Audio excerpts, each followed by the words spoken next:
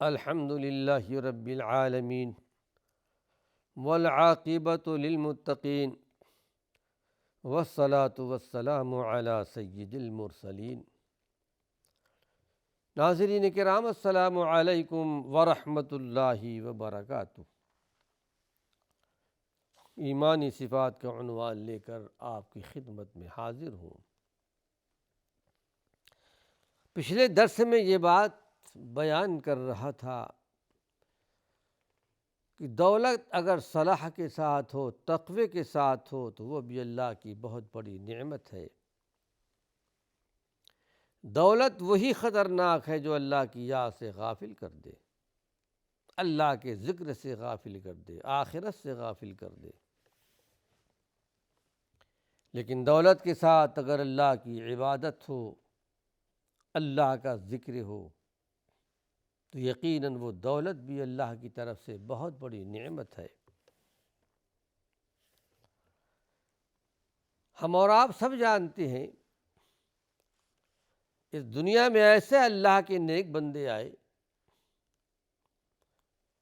انبیاء کی جماعت میں غیر انبیاء، جن کو اللہ نے دولت سے نوازا تھا۔ ہم اور آپ قرآن حکیم میں پڑھ چکے ہیں، جانتے ہیں۔ داؤد علیہ السلام، آپ کے بیٹے سلیمان علیہ السلام، دونوں کو اللہ رب العالمین نے بادشاہ بنایا تھا، دولت دی، حکومت دی۔ بلکہ سلیمان علیہ السلام نے تو دعا فرمائی تھی، رب ہب لی ملکا لا ینبغی لأحد من بعدی، اے اللہ تو مجھے ایسی سلطنت دے، ایسی حکومت دے کہ میرے بعد ایسی سلطنت کسی کو نہ ملے۔ اور حقیقت میں آج تک کسی کو ایسی سلطنت نہیں ملی اور نہ ملے گی قیامت تک۔ یہ اللہ کے نیک بندے انبیاء علیہم السلام میں سے تھے۔ بہت بڑا درجہ، بہت بڑا مقام دیا دونوں باپ بیٹوں کو۔ قرآن حکیم میں اللہ نے بیان کیا کہ ہم نے ان دونوں کو اپنے فضل سے نوازا، اپنے علم سے نوازا۔ وہ ان کے واقعات کی تفصیل میں نہیں جاؤں گا، لیکن یہ سلطنت ملنے کے بعد، حکومت ملنے کے بعد، دولت ملنے کے بعد اللہ سے تعلق تھا، اللہ کی عبادت کیا کرتے تھے، ایک پل کے برابر بھی اللہ رب العالمین کی نافرمانی نہیں کرتے تھے۔ آئیے حدیث آپ کے سامنے پیش کر رہا ہوں۔ یہ روایت مسند احمد کی ہے، عن رجل من اصحاب النبی صلی اللہ علیہ وسلم۔ اس حدیث کی روایت اللہ کے پیارے پیغمبر کے ایک صحابی نے کی ہے۔ قال كنا فی مجلس، کہتے ہیں کہ ایک مرتبہ ایسا ہوا کہ ہم ایک مجلس کے اندر بیٹھے ہوئے تھے۔ فطلع علینا رسول اللہ صلی اللہ علیہ وسلم، اچانک اللہ کے نبی صلی اللہ علیہ وسلم ہمارے پاس تشریف لائے۔ وعلی رأسہ اثر ماء، اور آپ کے سر مبارک پر پانی کے آثار تھے۔ ایسا لگ رہا تھا کہ آپ غسل کر کے آ رہے ہیں، بڑے آپ نشیط تھے، یعنی خوش نظر آ رہے تھے۔ فقلنا یا رسول اللہ، تو ہم نے کہا اے اللہ کے رسول صلی اللہ علیہ وسلم، نراک طیب النفس، کیا ہم دیکھ رہے ہیں کہ اس وقت آپ بڑے خوش نظر آ رہے ہیں، اچھی کیفیت میں ہیں، آپ کا مزاج اس وقت بہت اچھا ہے۔ تو آپ نے ارشاد فرمایا کہ اجل، ہاں، یقیناً میں اس وقت بہت خوش ہوں۔ قال، راوی بیان کرتے ہیں، ثم خاض القوم فی الغنى، اللہ کے پیارے پیغمبر تشریف لائے اور آپ کے پاس بیٹھ بھی گئے۔ آپس میں بات کرتے کرتے کہتے ہیں کہ ہم میں سے لوگوں نے غنا مالداری کا ذکر کیا کہ مالداری دولت انسان کے لیے مضر ہے یا مفید ہے، اچھی چیز ہے یا بری چیز ہے۔ ہم اس بارے میں آپس میں مذاکرہ کر رہے تھے، بحث کر رہے تھے۔ فقال رسول اللہ صلی اللہ علیہ وسلم، اس وقت اللہ کے پیارے پیغمبر سب کچھ سن رہے تھے۔ آپس میں جو ہم تکرار کر رہے تھے، بحث کر رہے تھے مال کے بارے میں، آپ سن رہے تھے۔ اس کے بعد آپ نے ارشاد فرمایا، لا بأس بالغنا، مالدار ہونے میں کوئی بری بات نہیں ہے، کوئی حرج نہیں ہے۔ یہ دین اسلام اور تقوی کے خلاف نہیں ہے۔ مال اللہ کی طرف سے ایک نعمت ہے، لیکن کس کے لیے؟ آپ نے ایک شرط لگائی، لمن اتق اللہ عز وجل، اس کے لیے جو اللہ سے ڈرتا ہو۔ مال تو اللہ نے دیا ہے، مال کا خرچ جو کرتا ہے یا حاصل کرتا ہے تقوی کے مطابق کرتا ہے۔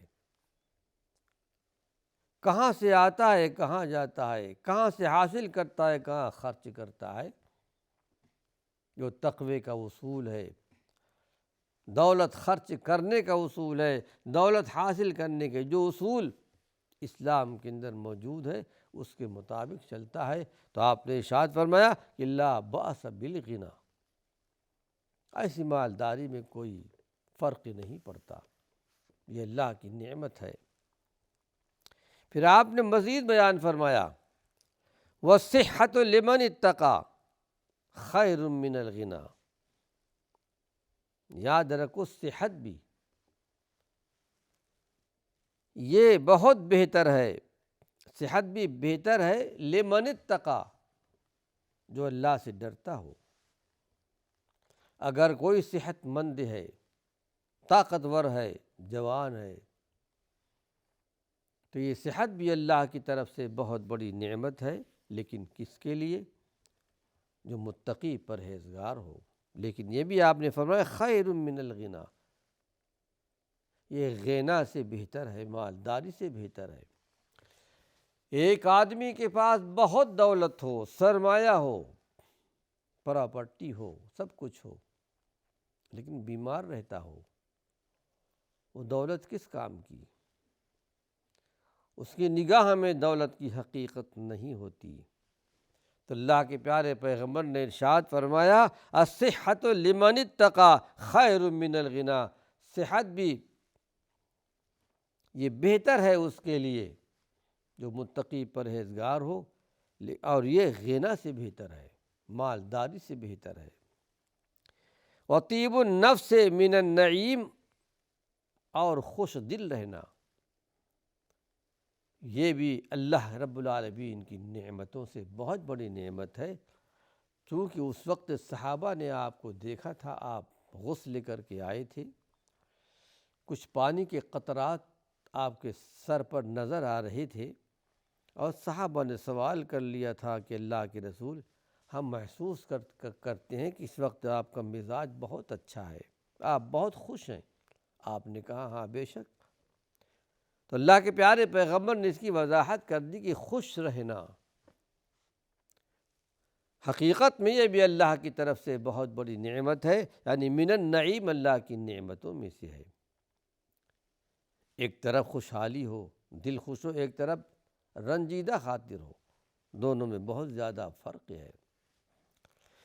اس حدیث سے یہ پتہ چلتا ہے ناظرین کرام کہ دولت مندی اور مالداری اگر تقوی کے ساتھ ہو تو یہ آخرت کے لیے مضر نہیں ہے۔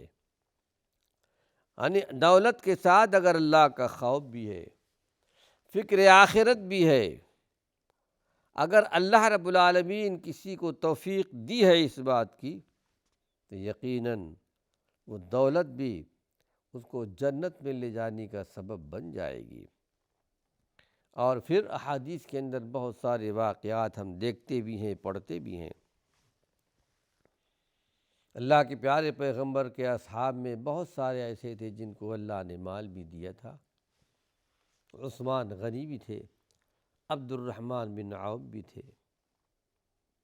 عثمان غنی رضی اللہ عنہ جب کہ ہجرت کر کے مدینہ منورہ تشریف لائے، اللہ نے ان کو بہت سارا مال دیا تھا، دولت مند تھے۔ مدینہ منورہ میں پانی کی کمی تھی،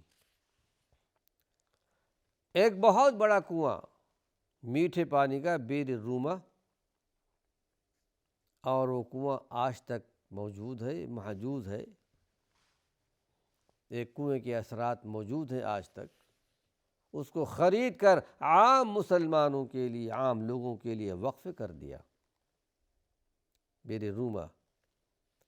اللہ کے پیارے پیغمبر کو یہ بات پسند آئی اور آپ نے بشارت سنائی، اے عثمان غنی، کل حشر کے میدان میں، قیامت کے میدان میں تمہارے لیے اس کے بدلے جنت کا میٹھے پانی کا چشمہ دیا جائے گا۔ تو اللہ رب العالمین نے دولت دی تھی، اللہ کے راستے میں خرچ کیا، انسانوں کے لیے، عام لوگوں کے لیے پانی پینے کا ایک راستہ پیدا کر دیا۔ یہی عثمان غنی ہے کہ ایک مرتبہ کسی دینی کام کے لیے اللہ کے پیارے پیغمبر نے اللہ کے راستے میں خرچ کرنے کی رغبت دلائی۔ عثمان غنی اپنے گھر گئے، اپنے کپڑے میں کچھ دینار لے کر آئے، 1000 دینار تھے، لا کر اللہ کے پیارے پیغمبر کو دے دیا کہ آپ جہاں چاہیں خرچ کریں۔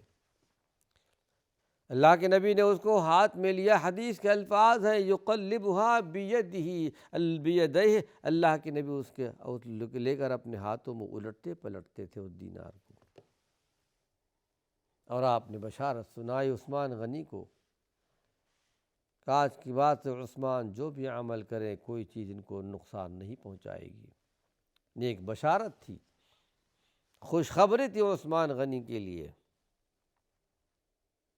یہی عثمان غنی ہے، اللہ کے پیارے پیغمبر کے انتقال کے بعد، وفات کے بعد ایک دور ایسا بھی آیا کہ مدینے میں قحطی پیدا ہو گئی، غلہ ختم ہو گیا، لیکن آپ کے پاس غلہ تھا۔ بہت سے تاجر آپ کے پاس آئے مدینہ منورہ کے، عثمان غنی ہم خریدنا چاہتے ہیں، 10 کا مال ہے تو ہم 5 اور زیادہ دینے کو تیار ہیں۔ کہا مجھے تو اور اس سے زیادہ مل رہا ہے۔ کہا کون دے رہا ہے؟ ہم ہی تو سارے یہاں کے تجار ہیں، تاجر ہیں، اور کون ہے؟ کہتے ہیں کہ اللہ رب العالمین کی ذات ہے، ایک نیکی کرے گا 10 نیکیاں ملیں گی، 1 درہم خرچ کروں گا 10 درہم ملے گا، ایک دانہ خرچ کروں گا 10 دانے ملیں گے۔ بتاؤ کیا اس سے زیادہ دینے کے لیے تیار ہو؟ کہا نہیں، اس سے زیادہ تو ہم دینے کے لیے تیار نہیں ہیں۔ اس کے بعد کہتے ہیں گواہ رہو، میں اللہ کو گواہ بنا کر کہہ رہا ہوں، یہ سارا کا سارا مال مدینہ کے عام لوگوں کے لیے وقف کر رہا ہوں، اسے تقسیم کر دیا جائے۔ یہ ہمارے اصحاب کا، اللہ کے رسول صلی اللہ علیہ وسلم کی زندگی کا حال تھا۔ پتہ یہ چلا ناظرین کرام کی دولت مندی بری چیز نہیں ہے، جبکہ اسلام اور دین کے مطابق ہو، قرآن کے مطابق ہو۔ آئیے ایک حدیث اور آپ کے سامنے پیش کر رہا ہوں۔